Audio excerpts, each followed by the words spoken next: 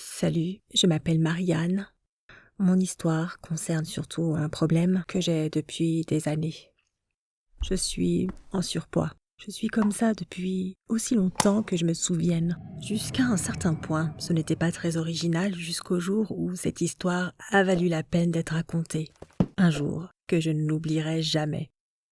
Il y a quelques mois, j'ai réalisé que j'avais du mal à rencontrer de nouvelles personnes et à m'exprimer. Alors j'ai décidé de suivre un cours d'improvisation. J'ai rejoint un groupe avec des garçons de mon âge. La plupart d'entre eux étaient des lycéens. Ça n'a jamais été facile pour moi. Et j'ai donc procédé par petits pas, en dehors de ma zone de confort. Mais en fait, ce n'est pas ce dont il est question dans l'histoire. De tous les garçons que j'ai rencontrés dans ce cours d'impro, il y en avait un qui s'appelait Josh. C'était le genre de gars que tout le monde remarque en premier. Il est très beau, des joues creusées, de grands yeux verts, le plus beau sourire de tous les temps. Et ce qui est le plus important dans cette histoire, il est très athlétique. C'est un nageur. Il pratique la natation depuis qu'il est enfant. Alors oui, il est musclé, très en forme et il a les épaules larges. Inutile de dire que toutes les filles du cours l'adoraient. Certaines d'entre elles le draguaient ouvertement, mais pendant tout ce temps, il est resté amical et rien de plus. Il gardait ses distances.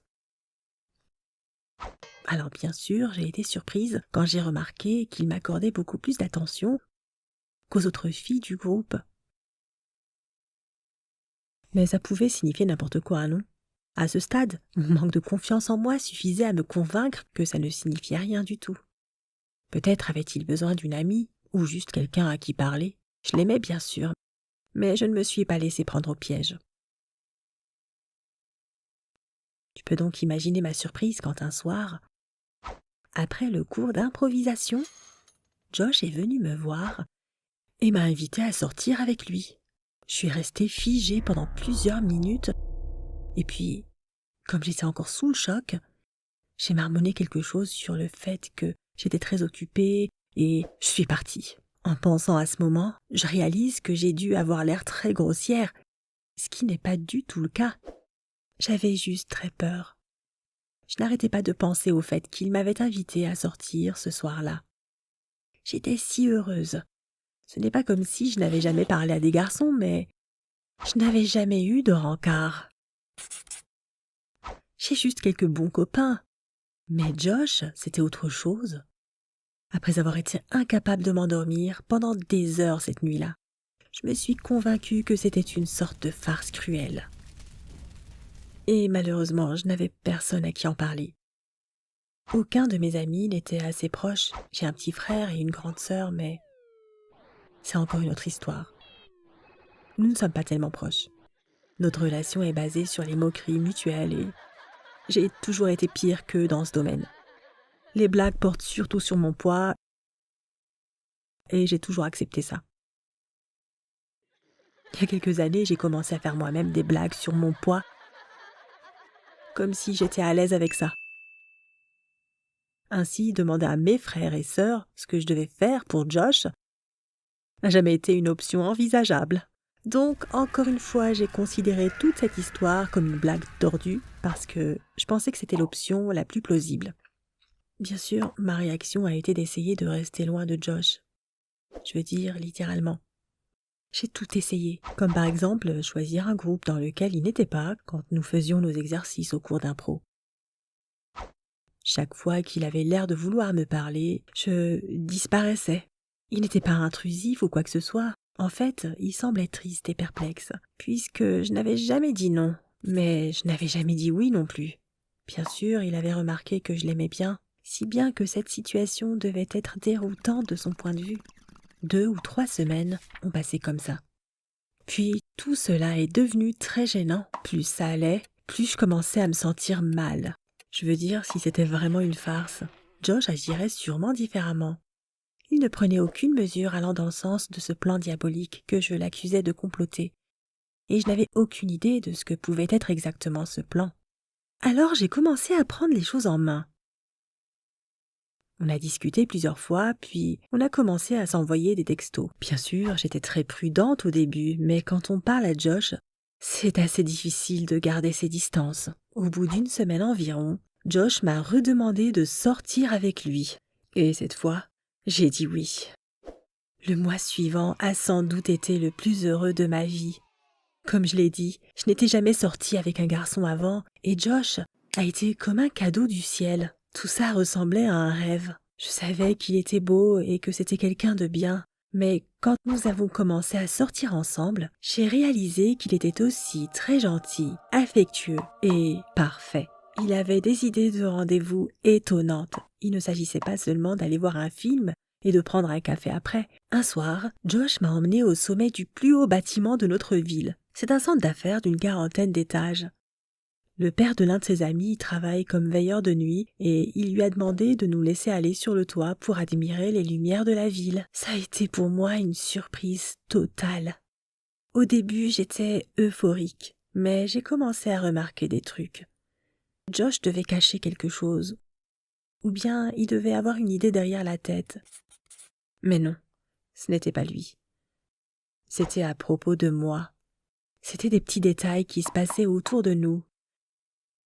J'apercevais les regards surpris des gens qui passaient quand ils nous voyaient nous tenir la main ou nous embrasser. Ce n'est pas comme si les gens nous montraient du doigt en riant, bien sûr, mais je ne me sentais pas très à l'aise en public.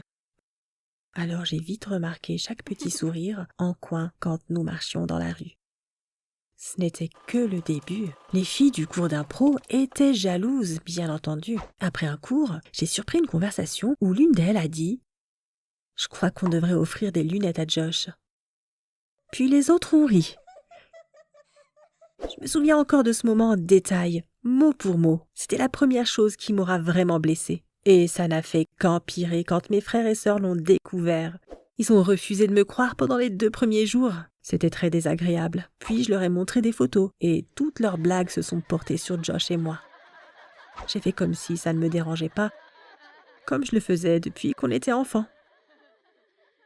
Même les gens qui essayaient d'être gentils quand ils parlaient de nous en tant que couple disaient encore des choses comme « Il a un si grand cœur de ne pas s'attacher qu'au physique. » J'en suis arrivée à un point où je n'en pouvais plus. Je sais que tu vas trouver ma réaction très stupide. Mais pense à toutes les choses que je viens de décrire. Toutes ces choses qui s'accumulent au fil des jours, qui me font me sentir de plus en plus mal. Après une énième moquerie de ma petite sœur, j'ai appelé Josh et lui ai dit que nous devions cesser de nous voir. Ouais, je l'ai largué. Je voulais lui dire pourquoi, mais je n'en ai pas eu le courage.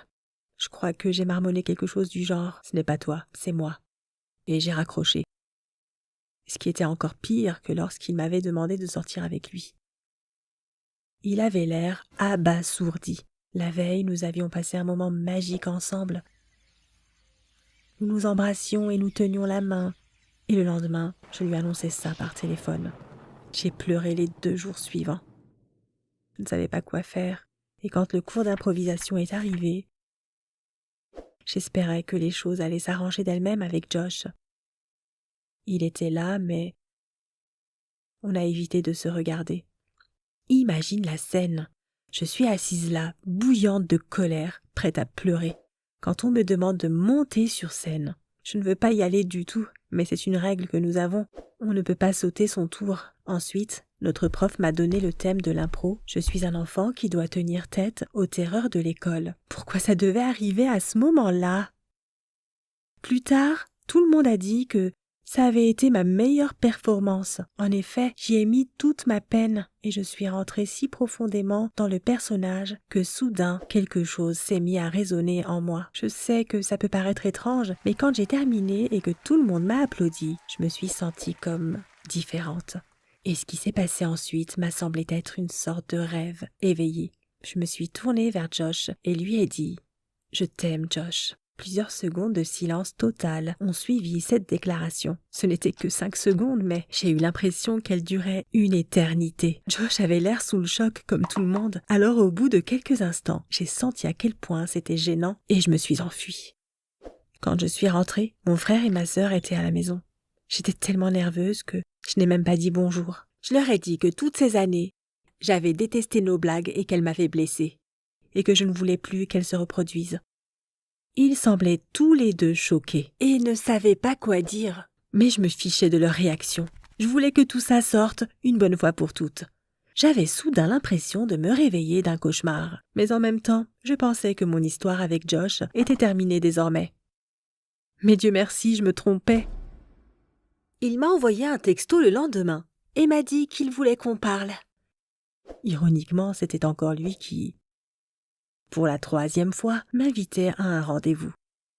J'ai dit oui et le soir même, nous nous sommes retrouvés sur le toit où nous avions passé l'un de nos plus beaux rendez-vous et c'était comme si nous n'avions jamais été séparés. Pour faire court, nous sommes de nouveau ensemble. Les réactions des gens sont encore parfois les mêmes lorsque nous sommes en public, mais la façon dont je vois les choses a beaucoup changé. C'est pourquoi j'ai décidé d'envoyer mon histoire. Je veux que tu saches que tu mérites d'être aimé et encore plus important, tu mérites de t'aimer et de prendre soin de toi-même. Voilà mon histoire. Merci de l'avoir regardée. Si tu as vécu une expérience similaire, partage-la dans les commentaires et n'oublie pas de mettre un like à la vidéo et de t'abonner à la chaîne Incroyable mais vrai.